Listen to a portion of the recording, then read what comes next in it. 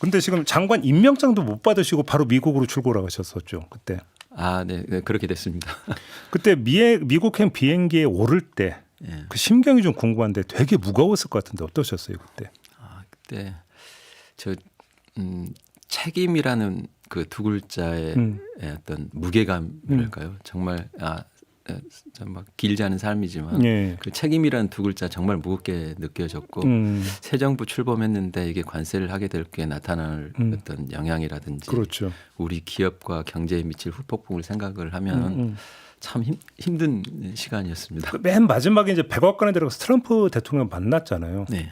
그때 트럼프 대통령 어땠어요? 어떤 표정, 어떤 그 기분으로 맞이하던가요 그때? 저는 원래 그 캐비넷 룸에서 만날 때 캐비넷 룸이 보통 어떤 정상 간에 만나거나 하는 부분이었기 때문에 저희들이 가면 저희들이 먼저 기다리고 다음에 이제 대통령이 딱 나타나시는 그렇죠. 보통 관료. 보통 그렇죠. 들어갈 때 트럼프 대통령 딱 앞에 앉아 계시는 거예요. 와서 기다리고 이미 저희를 기다리고 계시는 겁니다. 오, 이게. 그래요? 그리고 저도 처음 뵀기 때문에 이분이 보통 악수를 한다는 설도 있고 악수를 싫어한다는 설도 있어가지고 악수할 때 꽉 잡아서 꽉 잡는 설도 그래서 네. 상대의 길을 잡는다는 이야기도 있고 또 이 미생 이런 것 때문에 잘 안 한다는 그 두 가지 설이 있더라고요. 저희 어떻게 하실까 했는데 저희를 보더니 악수를 그냥 하실 뿐만 아니라 허그까지 했습니다. 한 사람 한 사람 다 허거까지 네, 했어요? 허그까지. 근데 이게 좀 등치도 있고 저는 좀 왜소한 편이어가지고 되게 좀 당황하긴 했는데 되게 따뜻하게 맞아 주시더라고요. 기분이 되게 좋았던 거네요 그때 트럼프가. 네, 트럼프 대통령이 어떤 건지는 잘 모르겠지만 저희 생각에는 한국하고 관계를 좋게 가져가겠다는 생각이 이미 머릿속에 좀 있으셨던 게 아닌가 그런 그래요? 생각을 합니다. 네. 근데 지금 보도를 보면 그 자리에서 트럼프 대통령이 조금 그 금액을 올렸다. 네. 이런 보도도 좀 있었거든요. 그 아마 투자펀드 얘기가 맞습니까? 맞습니다. 이제 트럼프 대통령이 일본 같은 경우에는 처음 시작이 4천억 불에서 시작을 했다가 트럼프 대통령이 얼마까지 날라님 7,500억 불까지 불렀다가 일본에 결국 그게 5,500억 불로 이제 떨어진 게 있어서 저희들도 저희들 원래 예상했던 금액에서 올라갈 수 있겠다는 준비는 하고 있었고 결국 올라갔다가 내려갔던 그 과정에서 저희가 받았던 어떤 이제 번국으로도 받았던 수준 내에서 있는 숫자가 들어왔었습니다. 아 그래요? 네. 그게 2천억 달러니까 조선협력기금 빼고 2천억 달러 아니었습니까? 원래 숫자 전체는 3,500불로 이렇게 통으로 돼 있는데 그 숫자가 이제 오르락 내리락 했습니다. 우리의 마지노선. 네. 최종화는 원래 처음부터 3,500억이었고. 3,500억은 아니었었는데 저희한테 이제 저희가 이 정도 범위 내에서 협상을 하라는 그 범위 내에 있었던 숫자였습니다. 그래요. 예. 근데 그래서 조금이라도 다운 시키려고 했는데 트럼프가 와서 또 이거 안 된다, 좀 더 올려야 된다 이랬던 겁니까? 네, 그렇죠. 그래서 결국 3,500억이 됐다. 네. 얼마나 올린 건데요? 이거 말씀드리면 그렇습니다. 그렇습니까? 예. 마스가에 대해서도 트럼프가 인상이 강했던 건가요? 다른 나라 협상하고 차이점이 있었다면 저희는 구체적으로 최소한 트럼프의 대통령의 머릿속에 한국은 굉장히 구체적으로 준비해 왔구나. 그리고 정부가 출범하는데 안 됐지만 트럼프 대통령께서 우리 대통령이 통화하실 때 이 조선 협력에 대해서 굉장히 관심을 보이셨던 적이 졌거든요. 그래서 그때부터 저희는 준비를 해 왔던 거고 구체적인 프로그램들 그러니까 단순히 조선 쪽에 1,500불 한다는 게 아니라 이 조선 1,500불을 어디에 쓸 것인지 예를 들면 미국에 있는 조선세 현대화를 한다든지 미국이 해군이 제일 크게 지금 관심을 가지고 있는 게 정비하는 부분들 하는데 그런 부분을 어떻게 쓰겠다든지 그리고 미국에 있는 근로자 노동자들을 어떻게 훈련을 시킬 것이라든 이런 구체적인 프로그램들을 가지고 갔었는데 거기에 대해서 굉장히 높이 평가를 했었습니다. 예. 그 마스가라고 하는 그 아이디어는 누가 낸 거예요?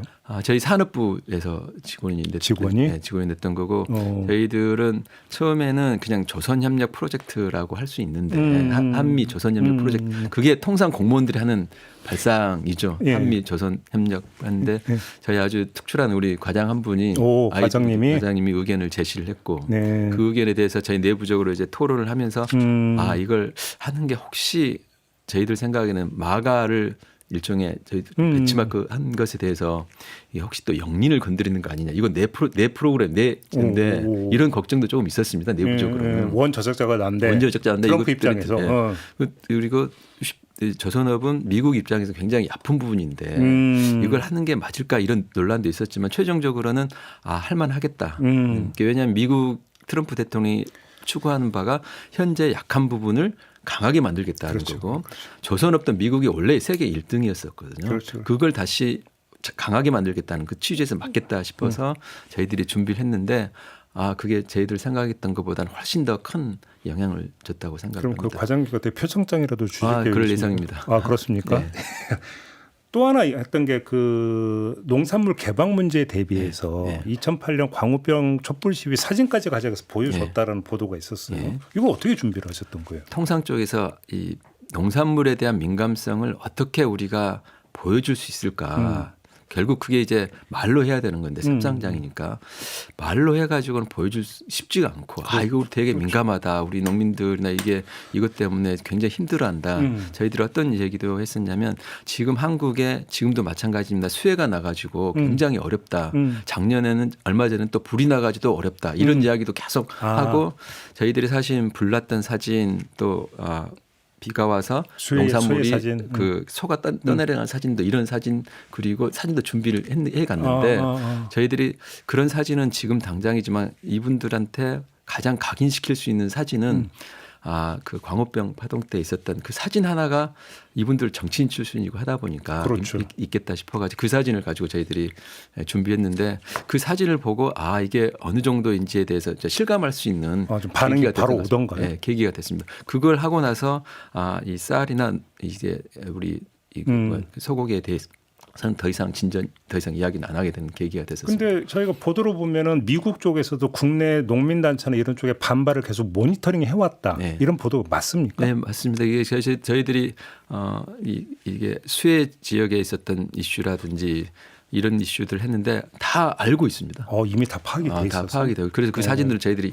안 꺼냈는데 결국은 우리 그 광우병 파동 그 사진은 좀 오래된 사진이잖아요. 그렇죠. 그 사진은 오래된 사진을 이제 꺼내가지고 저희들이 좀 이렇게 효과적으로 쓸 수가 있었는데 그래서 저희들 생각에는 이 미국이 생각보다 우리의 국내에 돌아가는 상황들에 대해서도 그렇죠. 굉장히 관심 있게 지켜보고 있구나 하는 생각은 했습니다. 반미 정서가 퍼지는 걸 상당히 경계한다 이런 얘기가 많이 있었으니까. 네, 그런 미국은 뭐 반미 정서란 말은 아닌데요.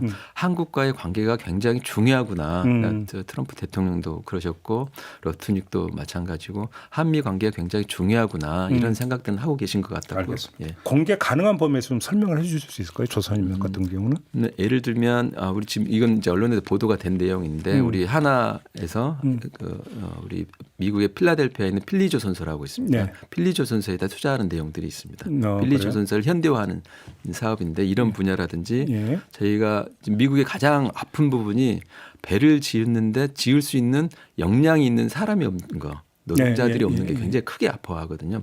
이게 조선산업의 핵심은 이제 용접이라고 합니다. 배 용접인데 그 용접을 할 수 있는 기술자가 없는 거예요. 그런 부분들에 대해서 우리가 미국에 있는 노동자들한테 우리가 그런 기술을 트레이닝 시켜주겠다. 이런 프로젝트들에 대해서 굉장히 현실적 있게 이제 받아들이고 있습니다. 그러면 예를 들어서 미국의 군함이나 상선 건조를 우리에 의뢰해서 이런 것도 혹시 포함이 되는 겁니까? 그게 지금 당연히 포함이 되어 있습니다. 그래서 그러니까 뭐 특수선 얘기를 많이 하는 것 같은데 맞습니까? 그러니까 이제 쇄빙선 뭐 이런 부분들이 있는데 미국은 지금 해군의 MRO라고 보통 유지 보수하는 걸 하는데 그게 안 돼서 배를 띄우기가 쉽지 않다는 이야기가 나올 정도로 해군의 유지 보수가 굉장히 시급한 상황이고 그런 부분들을 미국에서가 아니라 우리한테 뭐 우려도 할 예정으로 있고. 저는 그 뉴스 보면 이해가 안 가요. 미국의 항공모함만 몇 척입니까? 아니 근데 유지 보수가 안 된다는 얘기를 듣고 저는 처음에 좀 이해가 좀 잘 안 됐거든요. 그러니까 저희들이 보기에는 미국이 원래 조선업 세계 최강이었는데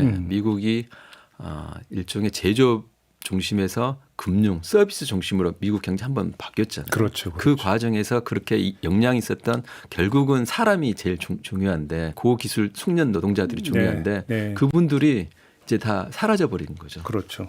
간단히 우리 국내 조선업계 입장에서는 이건 기회다. 이렇게 봐도 되는 거죠. 네, 맞습니다. 근데 걱정이 되는 게 자동차 같은 경우는 그러니까 지금 협상 타결되기 전에 비하면 일본하고 비교하면 우리는 2.5%의 어떤 관세 어떤 혜택을 누리고 있었는데 이번에 이게 없어져 버렸기 때문에 가격 경쟁력에서 밀리는 거 아니냐 이런 우려가 좀 있거든요. 15%가 아니라 12.5% 관철은 정말 어려웠던 거였습니까? 저희들도 사실 마지막 그 트럼프 대통령님 앞에까지 이 이슈를 저희들이 제기를 했었습니다. 네. 한미 FTA 이슈라든지 그래서 일본하고 같은 대우를 하는 거 아니다. 우리는 12.5%가 해야 된다는 이런 이야기했는데 미국의 입장이 자동차는 예외 없이 15%다. 무조건. 그러니까 저희뿐만 아니라 일본도 마찬가지고 EU도 마찬가지고 15%다는 거고 자동차는 이제 미국 입장에서 한국이 굉장히 아픈 나라입니다. 왜냐하면 미국 대미 흑자의 상당 부분이 자동차에서 그렇죠. 오고 있어서 미국 차는 한국에서 안 팔리고. 예. 그러다 보니까 미국에서 입장이 굉장히 강한 입장이어서 저희도 마지막까지 그 부분이 저희들 이번 협상하면서 참 아쉬운 분야였던데 우리 자동차 업계에서는 다만 이제 이게 만약에 15%가 아니라 네. 25%였으면 있을 후폭풍을 생각하면 최악은 면한 상황이라고 생각은 하고요. 다만 이 분야를 저희들 입장에서는 이제 그 2.5% 갭을 자동차의 R&D라든지 협력업체에 대한 부품업체에 대한 지원이라든지 다양한 방법으로 어떻게 해서든지 우리 기업들이 경쟁력을 유지할 수 있도록 지원해 나갈 계획입니다. 그 미국과 협상이 진행될 때 재계 인사들도 미국에 가 있었잖아요. 네. 그럼 우리 대표단하고도 계속 논의를 했을 것 같은데 네. 정의선 회장도 그때 있었고 네. 혹시 12.5% 안 될 것 같다. 15%가 결국 될 것 같다. 전달이 됐을 거 아닙니까? 네. 정의선 회장은 뭐라고 하던 거예요? 네, 공개해도 되는지 모르겠는데 네.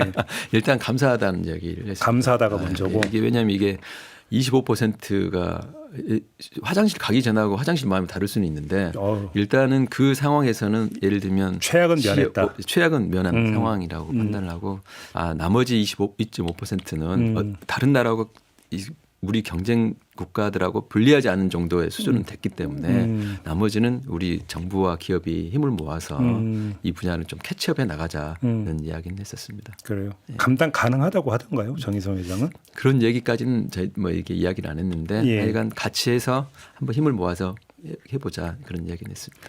그 반도체나 다른 거에 대해서는 최혜국 대우를 해준다라고 했다라는데 그 어떤 의미입니까, 그게? 그러니까 다른 나라보다 불리하지 않은 대우. 그러니까 예를 들면 저희 그런 대우를 받은 나라가 지금 일본하고 EU 정도가 있고 다른 나라에 대해서는 그런 대우가 없는데 어느 관세로 나왔을 때 최소한도 우리가 일본이나 EU하고는 같은 대우를 해준다 그런 의미입니다. 그래요. 예. 관세에 있어서 어떤 저기 뭐 불리함 이런 것들은 없을 것이다. 예.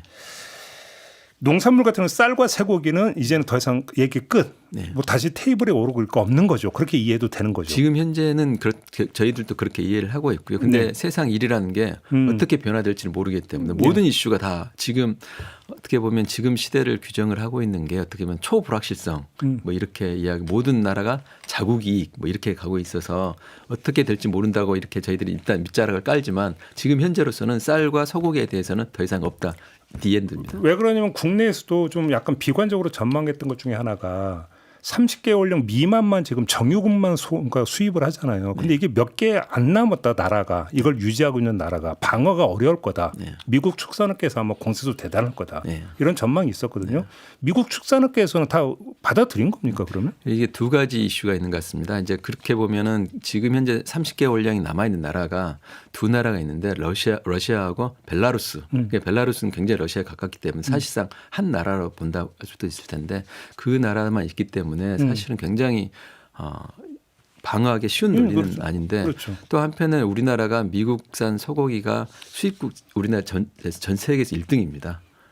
양이 그러니까 그만큼 우리나라 사람들이 미국 쇠고기를 지금 많이 먹고 있는 거죠. 지금 뭐 이렇게 원령과 상관없이. 그런데 이 이슈가 예를 들면 국민 정서를 자극을 해서 예를 들면 소고기에 대한 불매운동이 일어날 경우에는 미국 입장에서도 굳이 지금 현재도 1등인데 소탐 대실할 필요는 없는 거죠. 굳이 벌집 쑤실 필요는 없다. 그렇죠. 그래서 이제 저희 광우병 사진이라든지 이런 부분들이 그렇죠. 어느 정도 좀 효과가 있었던 게 아닌가 싶습니다. 근데 그러면 쌀, 쇠고기 빼고 지금 이 검역 완화에 따라서 과수라든지 유전자 변형 감자라든지 이런 것들이 수입 확대가 될 가능성이 있다 우려가 나오고 이건 어떻게 봐야 되는 겁니까? 그런 비관세 그런 조치들에 대해서는 저희들도 이제 계속 관리를 해 나가야 될 이슈가 있고요. 그런 부분들에 대해서는 앞으로도 미국 측에서 뭐 이런저런 우리 정부가 가지고 있는 정책이나 제도에 대해서 굉장히 이렇게 계속 이제 뭐랄까 이슈를 제기할 가능성은 있다고 생각을 하고요. 그래요? 그런 부분들은 앞으로도 저희들이 관계부처 농림부나 보건복지부나 그런 부처와 같이 해서 잘 지금 해왔던 것처럼 이번에도 25% 관세할 때도